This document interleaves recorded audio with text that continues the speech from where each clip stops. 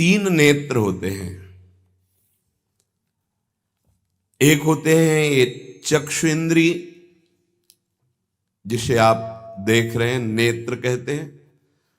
दूसरे होते हैं बुद्धि में नेत्र, और तीसरे होते हैं हृदय में नेत्र, जिनसे संसार देखा जाता है, विषय देखा जाता है, स्वप्न देखा जाता है, जागृत देखा जाता है। ये नेत्रेंद्रिय से देखा जाता है। इससे ना आप किसी महात्मा की स्थिति को देख सकते हैं, ना भगवत स्थिति को देख सकते हैं। ये केवल माया को देखने वाले नेत्र हैं जो सबके पास हैं। चक्षु इंद्रिय, ये इससे आप किसी की स्थिति नहीं देख सकते, इससे आप परमात्मा दर्शन नहीं कर सकते, इससे आप तत्व दर्शन नहीं कर सकते। ये केवल ब्रह्मा के द्वारा रचे हुए नेत्र, ब्रह्मा की रचना को ही देख सकते हैं, बस। आगे है बुद्धि नेत्र, ये ज्ञान नेत्र हैं। जब बुद्धि में ज्ञान नेत्र प्रकाशित होता है तो तत्व बोध होता है, और भक्तों के हृदय नेत्र खुलते हैं। ही के नयन निहारी, हृदय के नेत्र जब खुलते हैं तो प्रिया प्रीतम की रूप माधुरी, लीला माधुरी, ये उसके नेत्रों में, इन नेत्रों में झलकते हैं। अंदर के दो नेत्र जब ज्ञान चक्षु खुलते हैं तो सर्वत्र आत्म तत्व का दर्शन करता है, अपने स्वरूप का अनुभव करता है, ब्रह्म तत्व का अनुभव करता है। जब हृदय के नेत्र खुलते हैं तो सर्वत्र चिद चिद लक्षणम सर्वम राधा कृष्णमयम जगत, वो तत्व को राधा कृष्ण के रूप में, जैसे गोस्वामी जी सिया राम में। लेकिन इन नेत्रों से ये दोनों बातें नहीं देखी जा सकती, और इन्हीं नेत्रों से ये दोनों बातें देखी जा सकती हैं जब बुद्धि के नेत्र खुल जाए और हृदय के नेत्र खुल जाए। आप सभी को राधे राधे। वीडियो के इस भाग को आप स्किप करके भी श्री गुरु जी का प्रवचन सुन सकते हैं। इस प्रभावशाली प्रवचन को पूरा सुनने के बाद मैं भी श्री गुरु जी के प्रवचन में गुम हो गई। गुरु जी ने इस प्रवचन में हम सबको कुछ ऐसा बताया है जिसे आप कभी नहीं भूल सकते। तो ध्यान से सुनिए श्री गुरु जी के इस प्रवचन को और पुण्य के भागी बनिए। राधे राधे। पवित्र है। अब जो बात करें, पाते समय उपास्य देव के सिवा अन्य कोई विचार नहीं रह जाना चाहिए, ये ध्यान उपासक दे। इसीलिए नाम कीर्तन चला दिया जाता है। चलता है नाम कीर्तन, नाम कीर्तन चला दिया जाता है कि आपका मन किसी विषय का चिंतन न करने पावे, नाम कानों में पड़े और चिंतन नाम का हो। जब हम भोजन के साथ भजन चलाते हैं तो वो भोजन जब पचता है तो नस नस में परम पवित्रता और भजन के परमाणु फैलाता है। अब जैसे आजकल भोजन की प्रथा,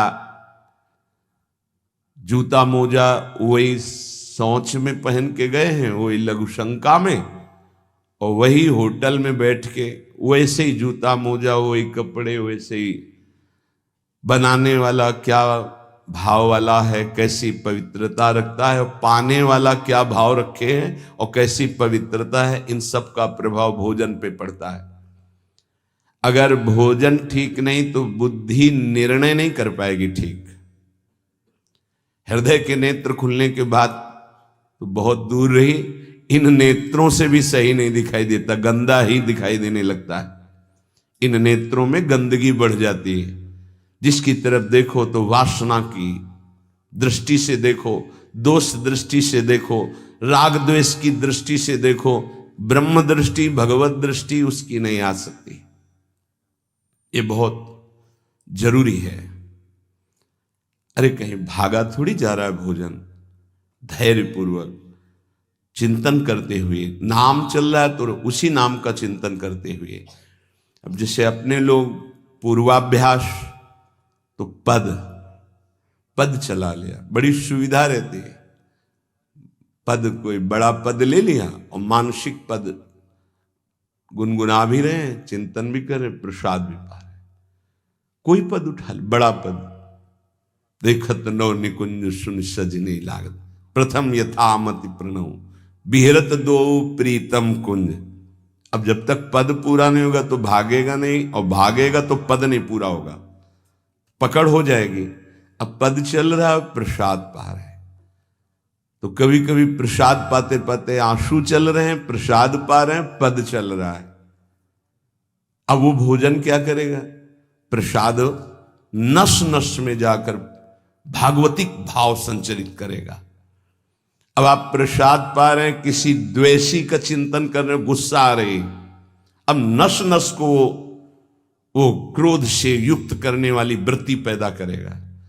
आप प्रसाद पा रहे हैं, कोई काम चिंतन कर रहे हैं, वही प्रभाव आपके अंदर पड़ेगा।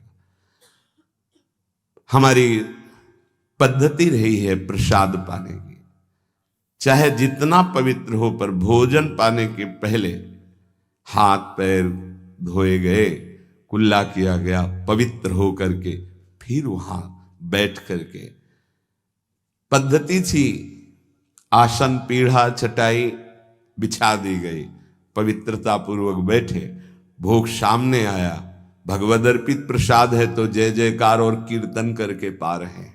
अगर वो ऐसी जगह से मिला है, भगवद अर्पित नहीं है, तो अपने सामने 1 मिनट रुक कर भगवद अर्पित करते हैं, फिर जय जयकार इष्ट की, गुरुदेव की, भगवान नामों की गूंज करके फिर पाते। वो प्रसाद हमारे हृदय में पवित्र भाव पैदा करेगा, भजन बढ़ेगा। भजन से ही हृदय के नेत्र खुलते हैं, भजन से हृदय के नेत्र, और हृदय के नेत्रों से ही प्रियालाल का दर्शन होता है, प्रियालाल का लीला चिंतन होता है। जो अपनी नस नस में नाम, पवित्रता, भक्ति, ज्ञान, तो भोजन में बहुत सावधान रहिए। ये 24 घंटे के लिए हमारे विचारों को अपवित्र या पवित्र करेगा भोजन।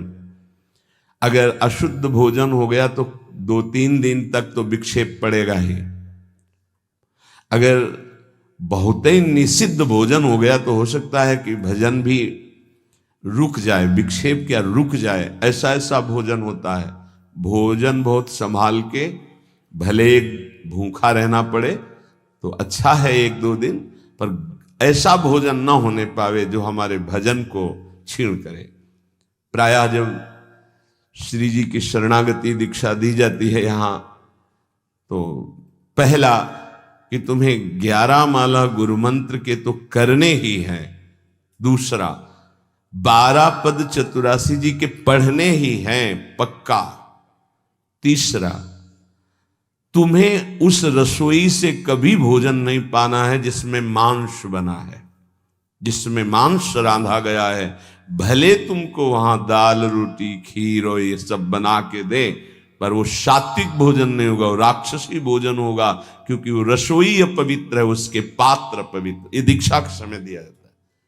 चौथा, जो तुम्हारे उपासना की, इष्ट की, गुरुदेव की, संतों की, भगवत स्वरूपों की निंदा करे, वो चाहे रिश्तेदार, नातेदार, चाहे कोई भी हो, हम उससे संभाषण बैठकर नहीं करेंगे, कान में उंगली डालकर राधा राधा बोलकर चले जाएंगे। ये दीक्षा के समय शिक्षा दी जाती है। यदि आप अपने कुसंग को नहीं त्याग सके, भोजन का सुधार नहीं कर सके, तो भजन में रुचि नहीं होगी। ध्यान रखना, हम जैसा अन्न पाते हैं वैसा मन बनता है, जैसा मन होता है वैसे ही चिंतन होता है। हमें हृदय के नेत्र खोलने हैं तो हमें आहार पवित्र करना है, पवित्र आहार पवित्र चिंतन के साथ हमें पाना है। ऐसे जल्दीबाजी नहीं, जल्दीबाजी है तो हम नहीं पा रहे हैं, जब हमें समय होगा पा लेंगे। कोई प्राण थोड़ी निकल जाएंगे, एक बार में पाएंगे, एक दिन ना पाएंगे, नहीं निकलते। कई कई दिन भोजन न पाने पर भी ऐसा नहीं होता कि प्राण निकल गए। बड़ी सामर्थ्य है, प्रभु ने सामर्थ्य दी है। उपासक सावधान रहे, कहीं प्रसाद पाते समय कोई ऐसा दृश्य, ऐसी वार्ता न कर बैठे जो भजन में बड़ी हानि पैदा कर दे। जैसे आप मोबाइल रख लिए और आप ऐसे दृश्य देख रहे हो जो आपका सर्वनाश करने वाले हो, भोजन पा रहे हो, तो आप निश्चित समझ लेना, निश्चित भ्रष्ट हो जाओगे, आगे नहीं बढ़ पाओगे, गिर जाओगे।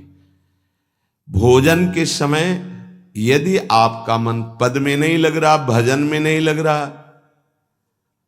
तो जैसे यंत्र है आपके पास, तो चतुरासी जी लगा दीजिए, सत्संग लगा दीजिए। आपका चिंतन बनना चाहिए भागवतिक, कोई गलत चिंतन नहीं। और अगर कोई पास बैठा है तो वार्ता नहीं होनी चाहिए। भोजन के समय वार्ता निषेध है, वो वार्ता का समय नहीं, वो एकाग्रता पूर्वक पूरे 24 घंटे के लिए हम अपने विचार पावन करने के लिए बिल्कुल मौन होकर के भगवत चिंतन या भगवत श्रवण करते हुए प्रसाद पावे। आप सब आज से ये नियम ले लें, केवल परोसने वाले की आवाज सुनाई देनी चाहिए। श्री जी का प्रसाद जो आप परोस रहे हैं उसका उच्चारण करते हुए आपको प्रसाद, रोटी प्रसाद चाहिए तो वो पूछ सकते हैं। इसके अलावा पाने वाले की आवाज बस जी दे दीजिए, इससे ज्यादा कोई शब्द नहीं आना चाहिए। देखो, अगर प्रार्थना मानोगे तो आप आगे परमार्थ में बढ़ोगे। जो प्रसाद पाने का समय है वो बहुत 24 घंटे के भजन के लिए बहुत कीमती बात है। अगर उस समय आपका कोई प्रपंच वार्ता, कोई लौकिक वार्ता, राग द्वेष वार्ता, बिल्कुल नहीं, मौन आज से नियम रख लो। दे दीजिए ये शब्द उच्चारण और ले लीजिए प्रसाद ये शब्द, इसके अलावा और कोई शब्द नहीं होना चाहिए।